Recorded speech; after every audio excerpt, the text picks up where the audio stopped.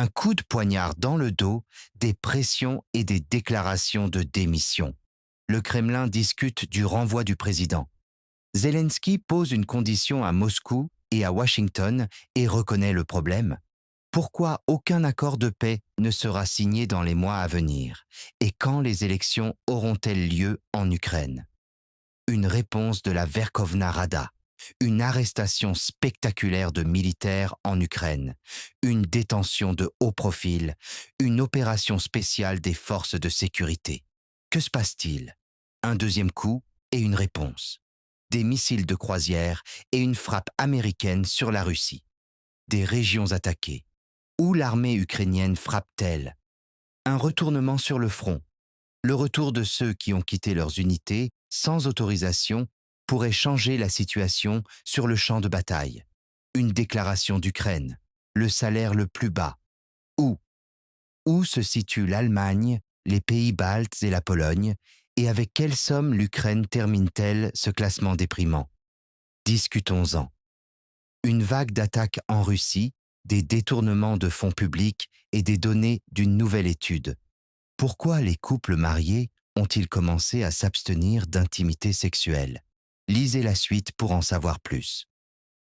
Bonjour à tous, amis. Voici Jean-Jules Giovanni.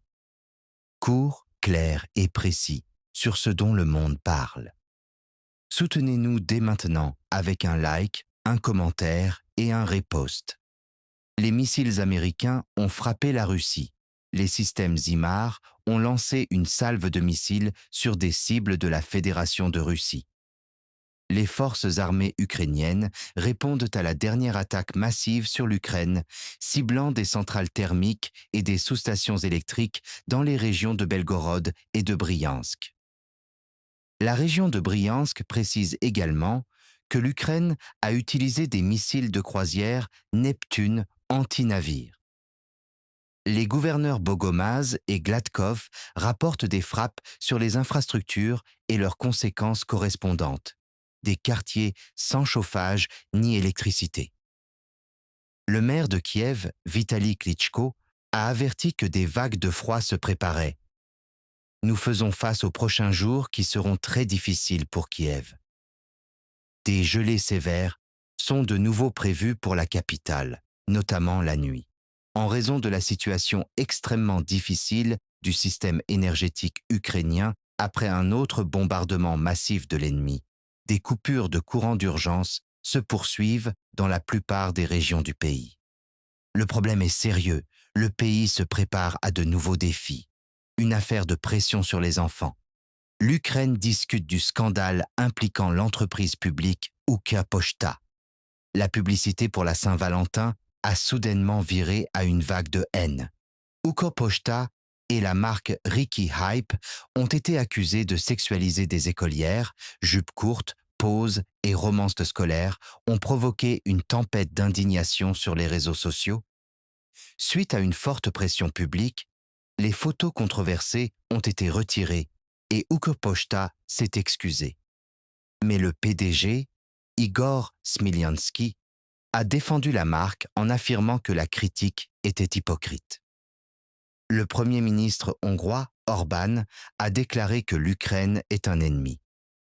Il a fait cette déclaration lors d'un meeting anti-guerre, affirmant que si Budapest était privée de l'énergie russe bon marché par Kiev, cela ferait de l'Ukraine un ennemi de la Hongrie.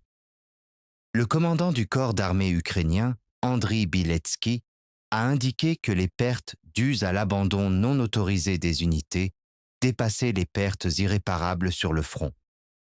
Toutefois, selon lui, le retour de 200 000 soldats permettrait de fournir des ressources équivalentes à 7 mois de mobilisation, ce qui changerait radicalement la situation sur le front. Une arrestation importante en Ukraine. 3 militaires du centre militaire de la Croix-Rouge ont été arrêtés pour avoir battu à mort un homme de 55 ans dans la région de Dnipropetrovsk. La police enquête sur l'incident. L'affaire a attiré l'attention sur la question des raids de mobilisation en Ukraine. Le Kremlin discute de la destitution du président ukrainien. Moscou a déclaré que Zelensky ne devrait pas rester en fonction. Même Trump a exigé des élections et Zelensky a accepté, tout en conditionnant son départ à la sécurité des élections. Enfin, les États-Unis et la Russie sont engagés dans des négociations bilatérales parallèles concernant un accord économique d'une valeur de 12 trillions de dollars.